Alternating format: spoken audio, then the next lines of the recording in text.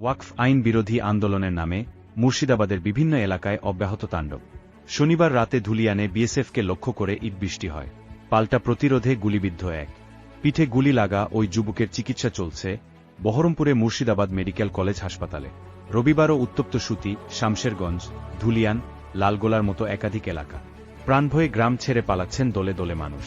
কলকাতা হাইকোর্টের নির্দেশে ইতিমধ্যেই জায়গায় জায়গায় মোতায়েন করা হয়েছে কেন্দ্রীয় বাহিনী। বিএসএফ সূত্রে জানা গিয়েছে, রবিবার আরও 5 কোম্পানি কেন্দ্রীয় বাহিনী আনা হচ্ছে। রবিবার সকালে এলাকায় পৌঁছে গ্রামবাসীদের বিক্ষোভের মুখে পড়েন এডিজি দক্ষিণবঙ্গ সুপ্রতিম সরকার। এদিনও গ্রামবাসী রাষ্ট্রপতি শাসনের দাবিতে সরব হয়েছেন। যদিও রাজ্য পুলিশের ডিজি রাজীব কুমারের দাবি, পরিস্থিতি নিয়ন্ত্রণে। পুলিশ জানিয়েছে, হিংসার অভিযোগে 150 জনকে গ্রেফতার করা হয়েছে। অন্যদিকে করেন আন্দোলনের নামে হিংসার ঘটনায় নিজের দল তৃণমূল কংগ্রেসের বিরুদ্ধেই ক্ষোভ কাব উগরে দিয়েছেন স্থানীয় বিধায়ক হুমায়ুন কবির। তুলেছেন পুলিশি ব্যর্থতার অভিযোগও। ক্ষুব্ধ তৃণমূল সাংসদ খলিলুর রহমান। সাংসদ ও বিধায়ক দুজনেই এই হিংসায় বাংলাদেশি জেহাদি যোগের অভিযোগ তুলেছেন।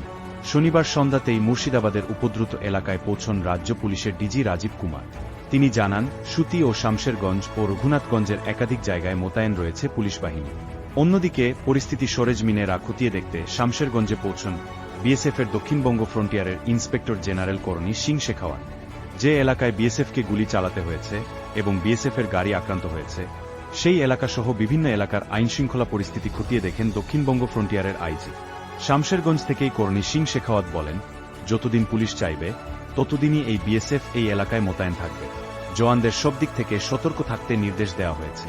বিশৃঙ্খলাকে কোনোভাবেই বরদাস্ত করা হবে না। পুলিশকে সবরকমভাবে সাহায্য করা হচ্ছে। প্রথম থেকেই পুলিশ সক্রিয় হলে গত কয়েকদিনের পক্ষ ধারাবাহিক হিংসা রুখে দেওয়া যেত বলে মন্তব্য করেছেন এলাকার তৃণমূল বিধায়ক হুমায়ুন কবির। শক্তিপুরে নিজের বাসভবন থেকে তিনি বলেন, প্রথম যেদিন সড়ক অবরোধ হয়েছিল, সেদিন যদি বিক্ষোভ আন্দোলনের নেতাদের চিহ্নিত করে পদক্ষেপ করা হতো মুর্শিদা, তাহলে আজ এই দিন দেখতে হতো না। এই ব্যর্থতা পুলিশের। রাজ্যের মুখ্যমন্ত্রী মমতা বন্দ্যোপাধ্যায় নিজেই পুলিশ মন্ত্রী, তার বিষয়টা দেখা উচিত। গোটা ঘটনায় হতাশ সাংসদ খলিলুর রহমান। রবিবার তিনি বলেন, আমি গাড়ি নিয়ে যাচ্ছিলাম গতকাল। বিক্ষোভ অবরোধ হচ্ছিল। বিক্ষোভকারীদের অনুরোধ করলাম ফিরে যেতে। উল্টে ওরা আমাকে অশ্রাব্য গালিগালাজ করল। আমার গাড়িতে হামলা চালাল। এ ঘটনা মেনে নেওয়া যায় না। এই মুর্শিদাবাদ অচেনা।